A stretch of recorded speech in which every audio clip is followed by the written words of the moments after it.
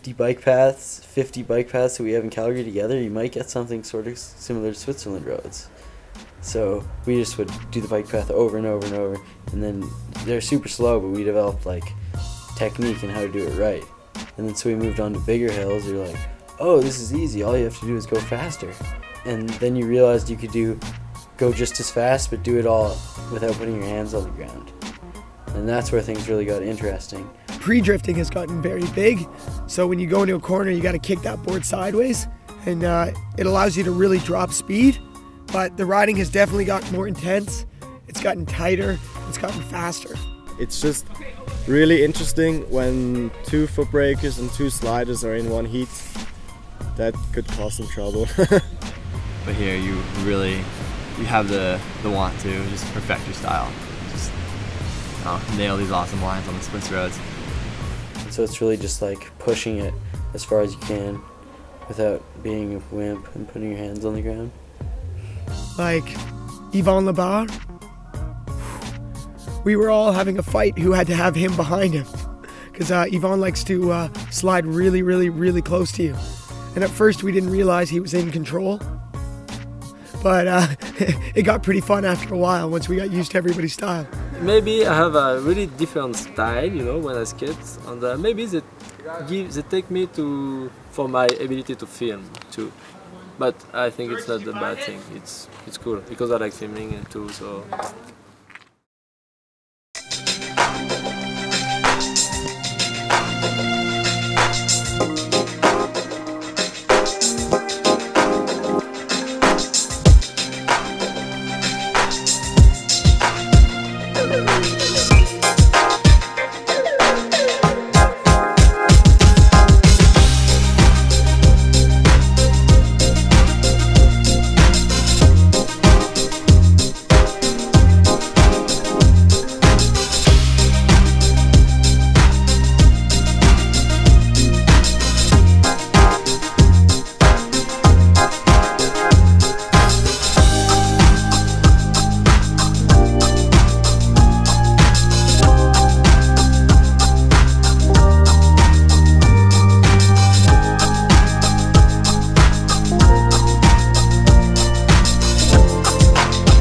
Going on a gondola to 2,600 meters.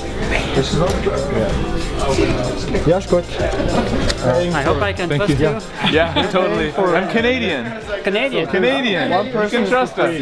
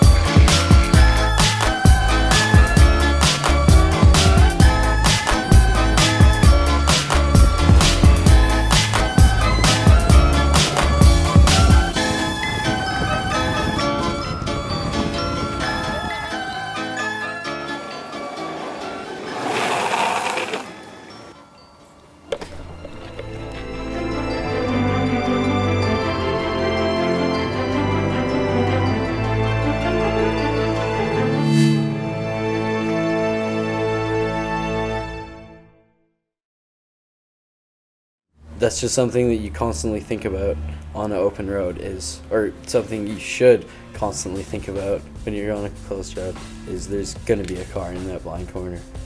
My main focus on skating and filming this trip is to my safety and the safety of people around me. Most people look at longboarders and they think we're doing really dangerous things, we're out of control and we're risk takers. To tell you the truth, most of those roads, if I wasn't confident, I wouldn't go down. I'm not out there trying to kill myself. I'm out there trying to have another run. The fear comes when you're riding that hill, and how far do you want to push it? How fast do you want to go? The risk of hurting yourself sure is always there. You can never 100% avoid it because you rely on your skill. A friend of mine and quite a close friend of the community died when we were at a young age, at 15, and it sort of it cast light onto what was going on. I mean, it happened at a race in a controlled environment, and it was a complete shock that it happened. It's no one's bulletproof. I mean, you can be hit by lightning, you can fall down stairs, you can be run over on a sidewalk. The zero risk situation doesn't exist. I hit a car one time because I was tired and I do shit in the road. I was just tired and I didn't control my slide. I go directly in the car, and so I broke one rib. Anytime I go close to a guardrail, I get scared now. Because 6 months ago I broke my fibula in my left leg going into a guardrail. A number of years ago I was in a pretty bad crash where I hit a guardrail at 85 kilometers an hour with my head, and the police had to call my parents. So that was a little, they didn't really like that, but I got back on my board and they're still stoked, so as long as I don't die, hopefully they'll be stoked. For me it's a good trade, even if I'd blow the next situation I'm in and die for it or end up in a wheelchair. All the time and all the good friends, all the good moments skateboarding has given me, it's totally worth it, and I would never trade anything for all I've lived through thanks to skateboarding.